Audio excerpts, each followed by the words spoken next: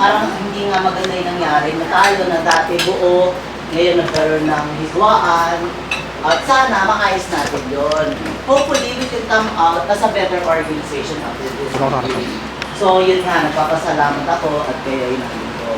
Ang first part of our meeting is a review of the history of the association. Para naman siguro yung mga bago-bago, like si Alberto, I know he's very much new in the organization, para malaman naman kung saan ba nagsimula. Kasi, kung matatandaan di Pam, tayo, 1999, nasa Arroyo, umatay ng February reunion.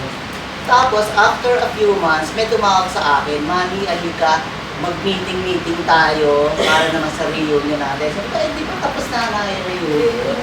Hindi, para sa 20th. Silver. 5, diba? O sige. So, andyan si Pam, si Betty, si Ed Malitan, si Vita, sino pa Pam? Natatandaan mo? Bernardino. Chato. Yan, kami nag-meeting sa bahay ni Letty. O, sino ba officer natin? Ako, pinili lang. Mamani ko na ng president. Maybe because 4-1 ako, nag-iisa sa 4-1. So, ang tawag ko sa sarili ko is president designate. I was not voted in any formal election. So, ako naman, sige, pero ang condition ko is that isang taon na ako ayoko nang matagal, sabi ko. So, nag-plano kami for our 25th silver.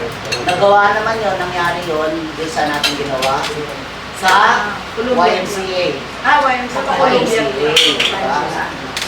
So, tumakbo. Sa YMCA na yun, nagkaroon ng election, nag-elect na president, si Enrique Pay. And sino ang vice president? Si Yoli. Sino pa? Si Annabel Calderon, si Edward de la Cruz, si Elizabeth Sunga, di ba? So ngayon, tumakbo yan. Wala tayong mga formal documents that we are a formal organization. We were a loose organization, a very informal group of people with like-minded, people. Parang gano'n. So, ano ba yung mga projects? Marami tayong mga naging projects na, di ba? Ngayon, tumatakbo yun nang wala sinasabi na, oy Ricky, 5 years ka lang ha. Oy Ricky, 1 year ka lang ha. Basta, 10 years lang. Pero lumagpas ng halos 10 years si Ricky. Pero there was one point in time during that 10 years that Ricky was not there anymore. Talaga hindi na siya makakita. So kami naman ni Yoli, tayo ni Yoli, was sayang itong ating organization. So kahit paano, let's have party, let's have gathering, para tuloy-tuloy na nakikita-kita tayo. So nagtuloy-tuloy yan. But unfortunately, there was some misunderstanding that happened between one group and another group, which, again, for the first time, divided the organization. And then, come 2010, sa bahay ni Oji, nagkaroon ng another meeting, General Assembly. Where is Oji? Outside. Doon, nagkaroon ng call to now elect a new set of officers to replace Ricky Bay down the line. So, nagbotohan naman ngayon. Si Lisa was elected as president. Who composed the parang election committee? Si Lucy Patenya, di ba? Ang vice si Hindi, yung nagbilang ng boto. There was actual election in the sense that we wrote our preferences and then somebody counted all the ballots and then those votes were counted properly by Lucy Patenya. So yun nga. Pero 2010 yon. So tumatakbo naman yung ating organization, again, informal organization, until, ang sabi natin, bakit hindi natin i-register sa SBC? Tama ba po? Dahil sa nag-collect na tayo ng Nag-collect na tayo for 2015. Donation. Okay, teka. Kailangan natin. In 2010, our mind was focused on having 2020. a party come 40 years anniversary. 2014. Sabi natin, o sige, magkaroon naman tayo naman ng reunion na ng big party sa 2015. So, kailangan na natin magprometa ng pera. So, ngayon, sabi natin, magtayo na tayo ng organization, ng SEC Association, para naman yung una, makakapag-open tayo ng account. And second, maganda naman na meron tayong pangalan, Association, Rodeo High School, blah, blah, blah. So that was registered in what? 2012. So, tumatakbo yun, yung ating project na sasabihin ko, hindi namin ni minsan tinignan kung ano ba yung laman yan. Kasi otherwise, if we sat down to discuss this one, we would have already observed na bakit 1 year lang yung nilagay yung term ng board of directors here.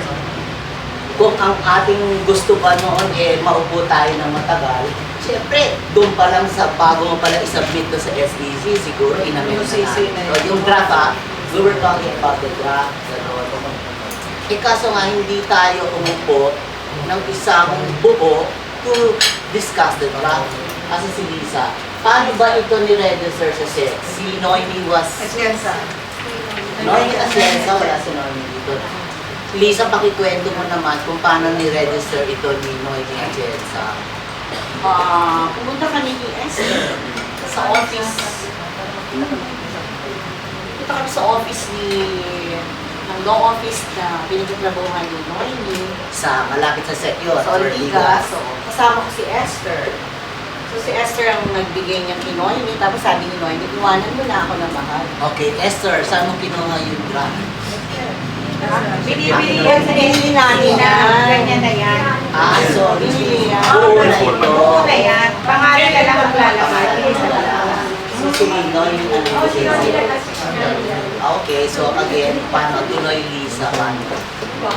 So nung ano na,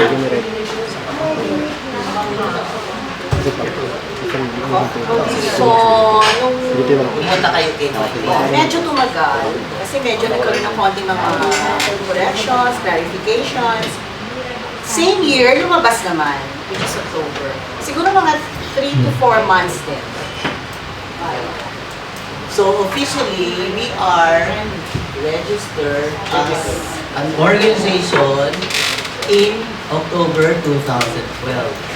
So, hindi ko plano isa-isahin yung laman na yun kasi our batchmate here, Attorney Leito Villarin, is here to educate us on the interpretation of the bylaws. But of course, we have one other resource person here. We would like to acknowledge the presence of Fiscal Robert Kiano from Las Piñas City. Alapinas. Sir, ang pwede pong bigyan mo natin pagkakataon si Lito to, educate us, not review. Kasi ang review is parang there is an intention to change, di ba? Pagka nire-review mo. This one is just to educate us. Kung ano ba yung pinirmahan natin. Ayun nga pala, dito sa bylaws na ito, mayroong incorporators. Ibig sabihin, sino ba yung nagpasimuno na magkaroon ng ganito? 10 tao yun. Ang tawag doon, incorporators. 15. And at the same time, itong 15 ito ay siya ring naging first board of trustees. Di ba dito? So, ganon. Ngayon, andyan si Lito, siya ngayon ang feel free naman ngayon. Of course, syempre, sabi natin, malalaman naman natin na iba-iba yung interpretation natin. So this is now the forum for us to be enlightened. You may raise the questions. Rest assured that we will not be confrontational in this meeting. We just want everyone to come out with their own, queries and concerns so that we can be properly enlightened. I just would like to tell you that before this meeting, nagkaroon ng board meeting kami noong July 6 ba yun? July 6. And I'd like to preempt you ha. Meron na kaming desisyon noon nung meeting na yon. So, ang feeling ko lang, this is my personal opinion, kung ano man yung maging enlightenment natin dito, ay, ganun pala yan, ganyan, probably will not change whatever decisions we have already arrived at. No. But if things turn out the other way, hindi taliwas doon sa napag-usapan namin, well, we can siguro talk about it. Hindi ko alam ha kung ma-overturn ba yun, or you can sway us to, disregard whatever decisions you make. Hindi ko masabi. Okay. So, I'll give now the floor again to Fred. Good afternoon sa mga classmates ko, tsaka kabatch ko, yung mga ex ko, high school classmates.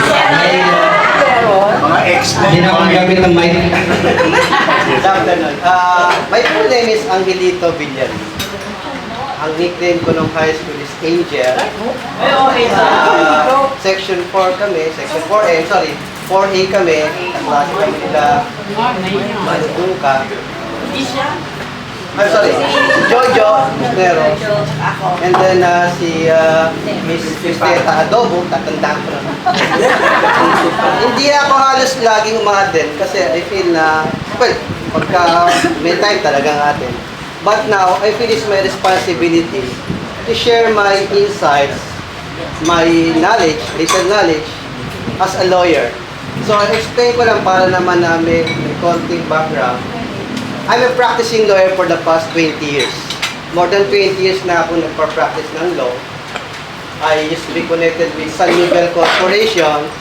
10 years akong lawyer doon, but I left the company to form my own law office. I'm also a law professor. I'm teaching at Jose Rizal University. I'm teaching law, including yung corporation code. Kaya at least I have a little knowledge about what's going on. And hindi naman ito para makipagtalo kasi we love everyone. Ayaw natin ang kapatid. My compañero, Fiscal Quijano is here. I talk to him. We are both lawyers. We speak the same language. Maaring we may differ on other issues. Pero just to say, we're friends. You may disagree with me. I can disagree. But after that, wala tayong dapat pa. So it was very unfortunate na may nangyari incident. Nagkaroon ng, I do not want na magkaroon ng faction. Everybody would have to agree. Kung meron man difference, let's settle kung ano yung best solution. Hindi para magtalo tayo. Now, I'm here to enlighten kung yung nalaman ko about sa corporation code, sa bylaws. In fact, hindi itong first time nagkaroon ng ganito. Nagkaroon din ng issue sa batch 82 ng Arroyo. And although hindi ako kasama ron, I intervened. I helped somebody there. Lecture din ako about sa bylaws para lang magkaroon ng resolution kung may makabubuti sa atin. So I'll start with the due deference to my compañero. Paliwanag ko lang. Kasi itong form nito, ay nakita ko na 2012 lang. So 40 years na tayo graduate. Nag-sex lang tayo ng 2012 dito. Sex? Niregister sa sex. Kasi niregister sa sex. That's easy. Secret sa change ka na. So kaya nag-sex tayo. Nag-register. 2012 lang ano. Maganda yun kasi it is a must na kailangan tayo i-register. But who would have thought na kinakailangan i-register? Siguro in the past kaya nagkakaroon ng mga nakita ko sa Facebook, ang dami mga opinions. Because there was nobody who would like to intervene and I would like to take the cudgel as a lawyer, sharing my experience, my knowledge, para ma-enlighten tayo. Ano ba talaga yun? Alright, number one is, kinakailangan talaga i-register yung batch natin para magkaroon tayo ng legal personality. And when you say legal personality, may funds tayo, we have to open an account.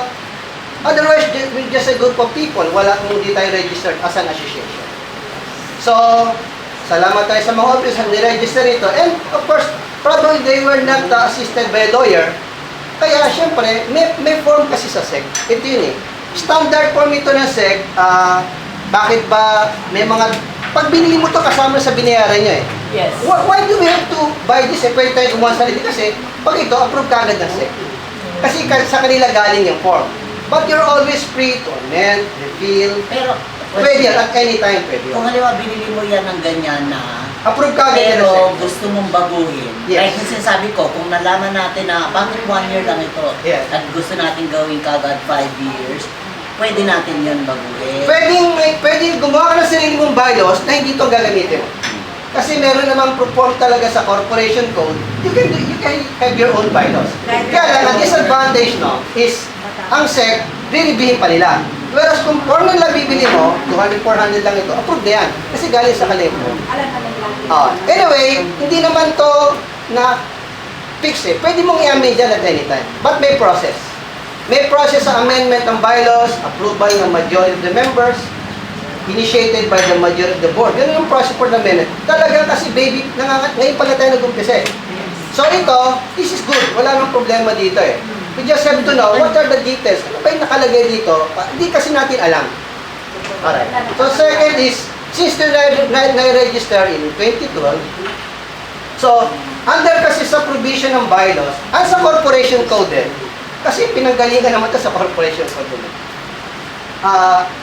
Number 1, the members would have to elect sino yung magiging composition ng Board of Trustees. Okay. Now, pag in-register ito, may minimum of 5 na incorporators. Sila yung nag-organize, sila yung nag-register. Maximum of 15. Although pwedeng lumagpas ng 15 kung non-stock. Kasi ito non-stock ito eh. Non-stock, non-profit. Pag sinabi non-stock, non-profit, walang dividend sa mga miyembro. No? But nevertheless, since ito ay form ng SEC, okay, so in-adopt nila yan, 15 yung nagtayo. And 15 din yung trustees. Not directors. Kasi ang directors ay isang stock corporation. So dito yung mga nauna rito, 15 trustees, sila yung first batch. And then, among themselves, they should elect who are the officers. Now, ang tanong, sino ba ang officers? Now, sa isang corporation kasi, ang tinatawag na statutory officers, kailangan lagi may president, pwede walang president. Kailangan lagi may secretary, at kailangan lagi may treasurer. Yan ay statutory officer ang tawag yan. Now, dito sa bylaws natin, na form ng SEC, may president, may vice, may secretary, may treasurer. May auditor. Okay, may auditor. And now, sa bylaws kasi, the members should elect the composition of the board. Ang composition ng board, maximum of 15, sila yung board of trustees. And after the election, kung sino nanalong board members, the board members would have to elect among themselves sino yung officers. So, we do not elect sino yung president. Hindi tayo mag-elect. Yung trustees, among themselves, would have to elect sino yung officers. Yung officers are elected by the board of trustees, while the board of trustees are elected by the members. Ganun ang dapat ang procedure. Now, hindi ko kino-question yun kung may nangyari election in the past. Pinapaliwanag ko lang, yun talaga ang orderly procedure. At yun naman nakalagay sa bylaws, hindi na nakalagay sa corporation code. Kasi ito naman bylaws, pattern after the corporation code. Ay, dito sinasabi natin na ang president must be a board, the vice president may or may not be. No, the officers, Naka-post sa monitor. Kung meron kayong gusto i-specify, sabihin nyo ayan, lang. kita nyo. Officers, immediately after the election, meaning after the election of the composition of the Board of Trustees, okay, the Board of Trustees shall formally organize the election of the President, the Vice, Secretary, and Treasurer. So in other words, yung composition, yung mga officers, ang mamimili doon, yung Board of Trustees. So, hindi ka pwede maging officer, hindi ka Board of Trustees. Simply because ang mga, except of course, yung auditor, probably tagalabas yan. Pero ang kinakailangan kasi, to qualify as an officer of the board, kailangan pinili ka ng mga kapwa mong board. Kasi, syempre kayo, trustees kayo, 15 kayo. Kayo mamimili. Hindi ka na pwede pumili tagalabas. Siyempre, ipipili mo Tagalog, President, first, Vice, Secretary, at saka Treasurer. Okay, so that's it. Kaya nagkaroon tayo ng officers. Alright. Then, after that, na susunod dyan is, ano ba ang term of office ng mga officers natin? Doon nagkakaroon ng gray area. Iba, no? Well, ang talagang officers should only serve for a term of 1 year.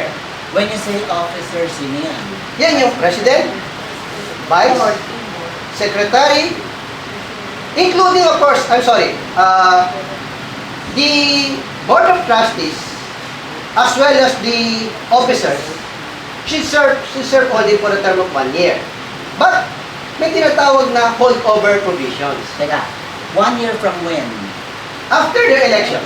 From the election. Kasi remember, ang term is 1 year, di ba? Now, ang term nila matatapos after the next annual membership meeting. Kasi sa annual membership meeting, ito yung once a year, na may meeting ang lahat ng members. Anong purpose? Yan ang natawag na General Assembly. Yun yung annual, every year yon. So every year, dapat, at kailan yon? Sa 3rd week of March. Dapat, kasi nakalagay rito, makikita yung annual meeting of the members, ang purpose nyon is to elect the new set of trustees. Hindi ng officers. Andito yan. Nakalagay rito, yung annual membership meeting, nakalagay rito, is every March. Yan, 3rd week of March. Please check again, ha. Article 6. Anong page? Ayan, 3rd Saturday of March. Pagka yung General Assembly, annual yan, annual or regular. Ibig sabihin, classmate, every year dapat may meeting ang members. At yan ay dapat 3rd Saturday of March. At dapat ang venue dun sa principal office natin. Sa mga principal office, sa Manila yan eh. Not anywhere else. Of course, we are trying to avoid technicalities. I'm just explaining on nakalagay sa panel. Hindi nga dapat sa Makati, dapat sa Manila. Kasi ang principal office natin is in Manila. Kung makikita mo, ang principal office natin dito, nag-register, ayan, the Article 3, number. The association shall have its principal office at Paco, Manila. Dapat nga, doon tayo nag-meeting, di ba?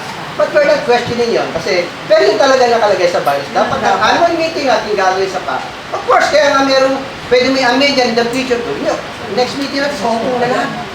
Para mas konti-matin. Pwede mong baguhin naman yan eh. Kaya lang initially, ito nakalagay sa bylaws. Paano how is the meeting conducted?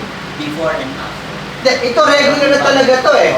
So, whether we like it or not, dapat, 3rd Saturday of March, annual yan, every year, may General Assembly. Sa General Assembly, yun ang meeting, annual meeting ng members. Meron ba dapat? Anong purpose nun? To elect the new sets of officers. And then, the President should preside.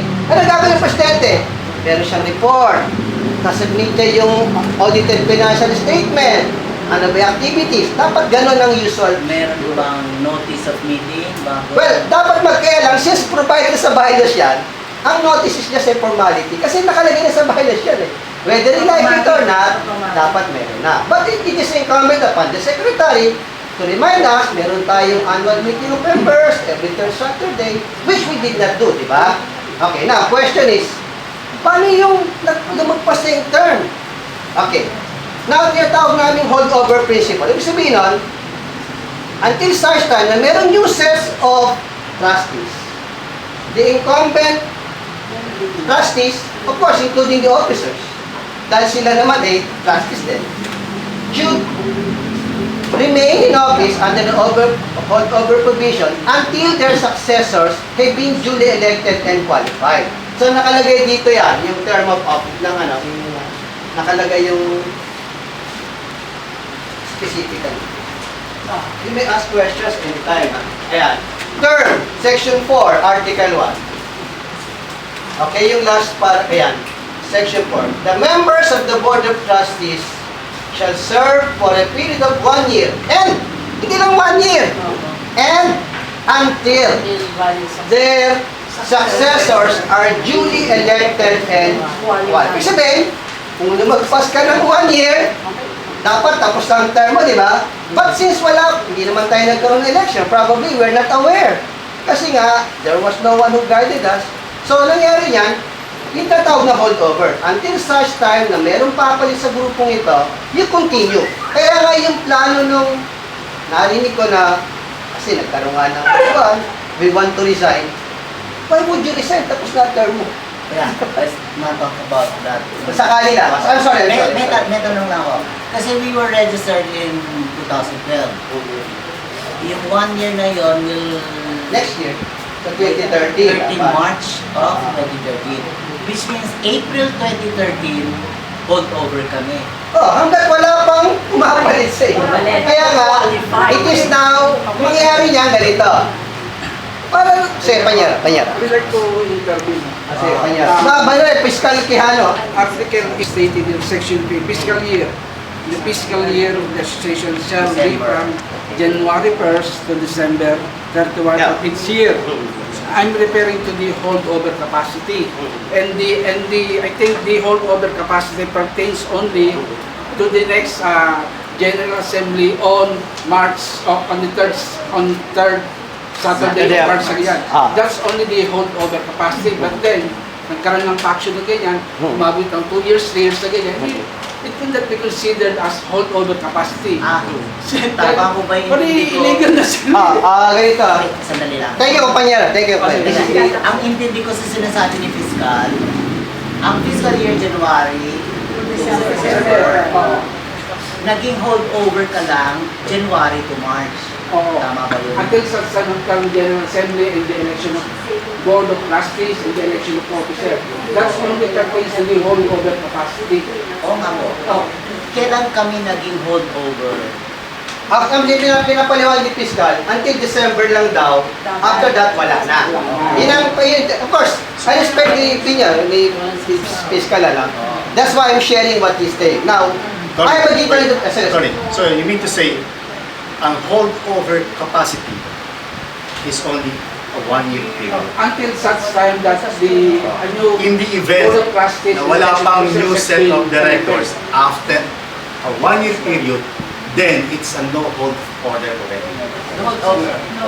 I'm sorry, I have a different opinion sa lawyer. Kaya nga sinabing may kumpanya, is my opinion Of course, yung opinion ng Fiscal, dapat December 31, wala na kayo Holdover. I have a different opinion. I beg to disagree. Why? Because, kaya nga nakalagay dyan, sa term, and until their successors. Wala namang qualification na kung halimbawang after December, wala pang new software, tapos holdover mo. Kasi nga, ang purpose niya is ganito. Let me just explain. Hindi pwede magkaroon ng vacuum sa association. Ang purpose niya, kaya nagkaroon ng holdover, hindi pwede magkaroon ng vacuum after December, halimbawa, as my company mentions, wala nang officers. There's no one to run. I'm not saying after the expiration of December 31, there's no more officer. I'm saying that the holdover capacity pertains only from the time up to March, third Saturday of March, until the election of the new Now, kasi ang officer and trustees. Kasi ang ganito resolve natin, kumpanyero, tsaka sa mga members.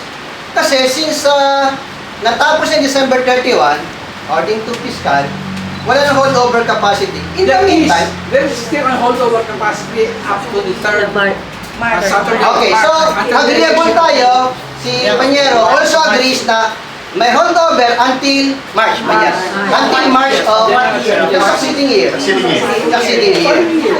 Following year. Oo nga po. December 2012, di ba? Tayo nagkaroon ng talaga association. Hanggang 2030, Panyero, March. January of 2013 to March of 2013. Yun ang sasabi ni Panyero holdover. Okay, now, No, sige. hindi. There was an election. There was an election. But there was no election. There was an election. Kaya nga po walang election.